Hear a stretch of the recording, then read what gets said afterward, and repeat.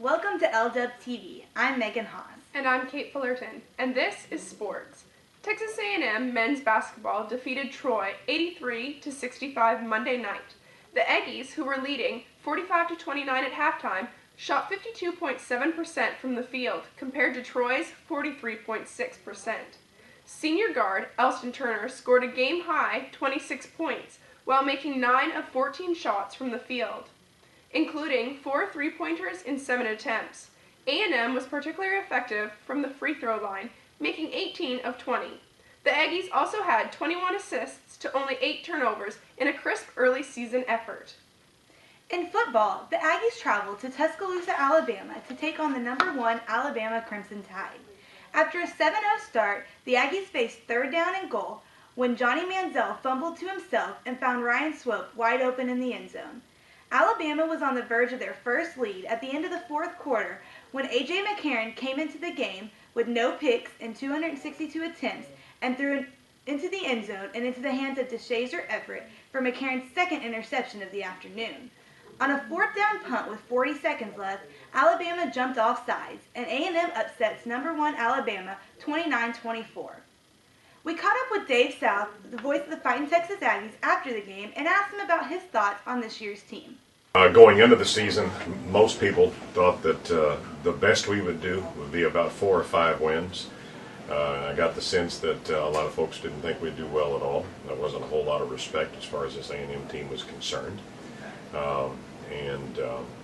Coming out of the fall practices, I felt really good about it. And I've got some very close friends that I told them I thought we'd win a minimum of 7 games, and I thought we could win 9 games. And here we're sitting talking to you today, and we've got 10 wins. Well, this is my 27th year at Texas A&M. It's my 42nd year of college football, and I don't know that I've ever seen anybody like him before. And I've seen some good ones down through the years. I've seen some Heisman Trophy winners play in the past. I saw Herschel Walker when he played against us when he was at Georgia as a freshman. But I've just never seen anything like him before. His ad-lib ability, I mean, he just makes decisions on the move that you're going, how did he do that? To get a more in-depth look of all the excitement on campus, we send it out to our Danish reporter, Klaus Jorgensen. Klaus? Thank you, girls. I'm Klaus Jørgensen reporting in front of Carl Field before the last midnight yell of the last regular season home game. As you can see behind me, people are walking into the stadium, and in about 10 minutes, the show is going to kick off. I caught up with Tiffany to talk a little bit about the season so far. Tiffany, what do you think about the regular season game for A&M so far? I think they've been doing great, so much better than expected. They've really come out and proved themselves. They've definitely showed that A&M can compete in the SEC, and they've definitely showed that we're in a league of champions now, and I feel like they can really prove themselves from here on out. What a great answer. I totally agree. What do you think of Manziel's chances of becoming Heisman? Oh, I think they're very, very high. I can't wait to see. You know, I really have high hopes for him. I mean, that win against Alabama alone was just, big enough to, I think, really push him towards it. And the game tomorrow, your take on it? I plan on beating the ever-living, ever-loving hell out of Mizzou.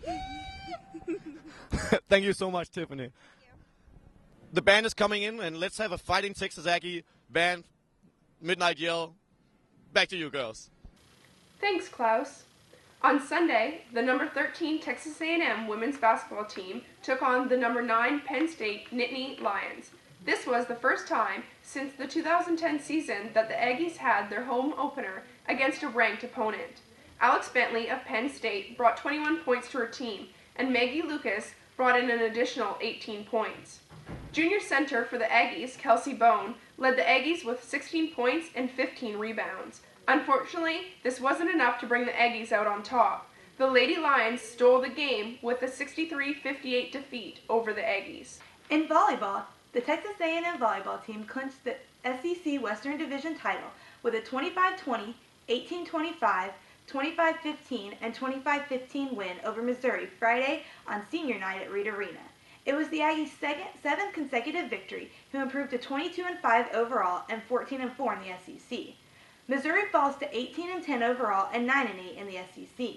A&M out-hit Missouri .229 to .173 for the match, while posting 59 kills to the Tigers' 43.